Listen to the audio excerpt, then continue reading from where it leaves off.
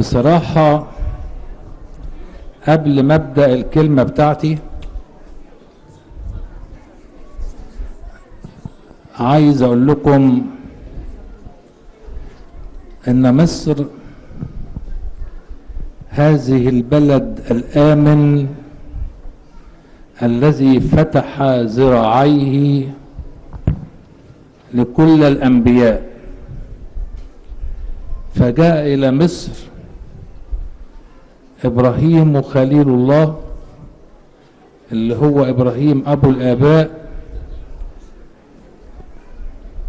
حينما حدثت المجاعة، وعاش في هذه الأرض هو وزوجته سارة. وفيها أيضا جاءها يوسف الصديق حينما بيع عبدا لفوتيفار وأنقذ مصر والعالم من المجاعة التي حدثت آنذاك، وعاش فيها شعب بني إسرائيل يعقوب وبنيه أكثر من 400 سنة، فكانت رمزا للتعددية ورمزا لقبول الآخر والغريب، واحتوت الجميع داخل هذه الأرض.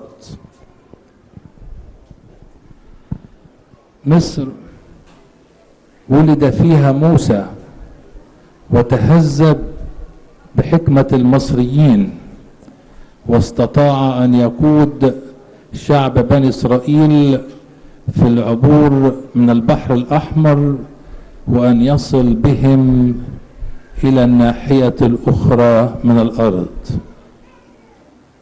وفيها أيضا نجد نسب لسليمان الحكيم من ابنة فرعون، وكما حدث جاءها السيد المسيح وأمه العذراء مريم مع يوسف النجار هربا من بطش هيرودس لكي يعيش في هذه الأرض ويباركها ويقدسها من الشمال للجنوب ومن الشرق للغرب.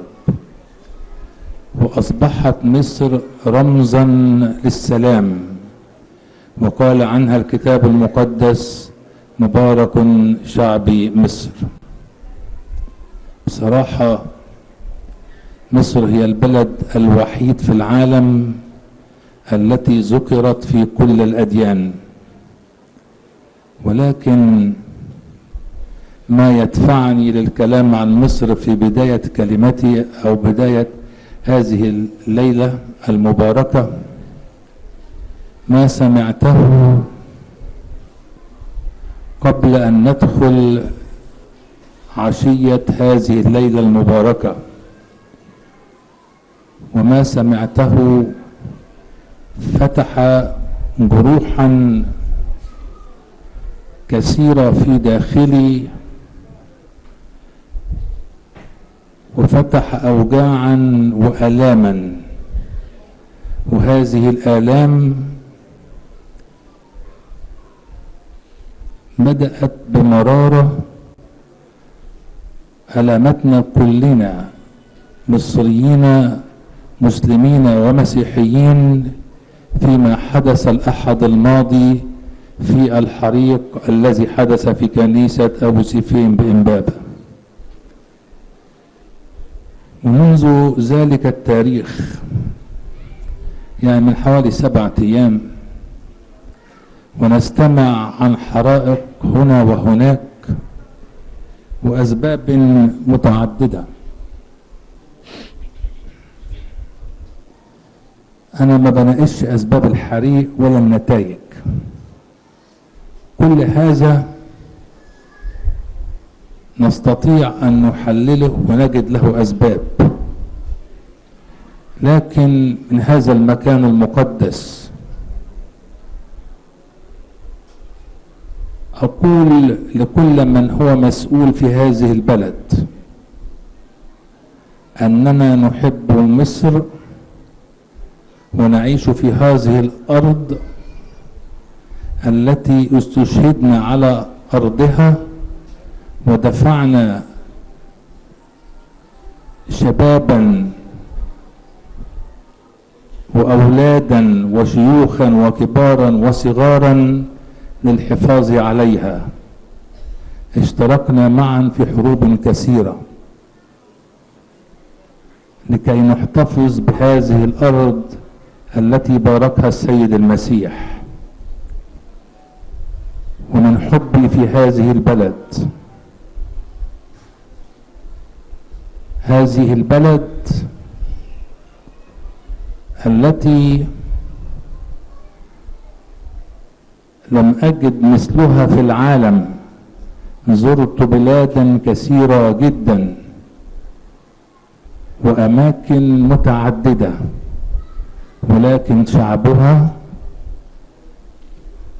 وما فيها من حلو ومر يشبعني ويجعلني أحس بروحانيات لا توجد في أي مكان آخر. وكما تألمنا جميعا الأسبوع الماضي، شعب مصر بأجمعه، وأتابع ما يحدث في كل بقعة من أرض مصر. فمن هذا المكان أعلن وأقول أن ما يحدث بتوقيتات منظمة وفي مواعيد محددة. لا أفحص السبب، ولكن أعلن من هنا أن هذا هو جرس إنذار للدولة كلها، فيجب أن نتكاتف معا لنستطيع أن نمر من هذه الأزمة. لا أتكلم عن أزمة الاقتصاد، ولا أتكلم عن غلو الأسعار، كلنا في العالم نعاني، ولكن حينما تفقد الدولة محبيها ومن وقفوا معها تكون هذه بداية خطيرة لأمور أخطر. فيجب أن ندرك، وأحذر من هذا المكان وأقول يجب أن نوقف هذا ونبحث عما يحدث، لا لكي نعلنه ولكن لكي نوقفه وقفا أبديا، لأن هذه البلد بلد آمن جاءها الجميع ليعيشوا فيها. أنا لا أقلق أبدا مما يحدث، وما حدث قبل أن ندخل الصلاة لا يقلقني ولا يؤثر فينا، لأننا نحن الأقباط نحب كنائسنا، نحب كهنتنا، نحب أساقفتنا، نحب بطركنا، نحب بعضنا بعضا، وكذلك نحب أخوتنا في الوطن. الجميع في مصر يوقرون السيدة العذراء مريم ويحبونها، ولذلك لا يقلقني أبدا ما أسمعه، لكن ما يقلقني هو التنظيم والتوقيتات التي تحدث فيها. عموما نترك الأمر بين يدي الله، فهو يستطيع أن يدبر أمور مصر والعالم كله، فهو خالق كل شيء وضابط كل شيء.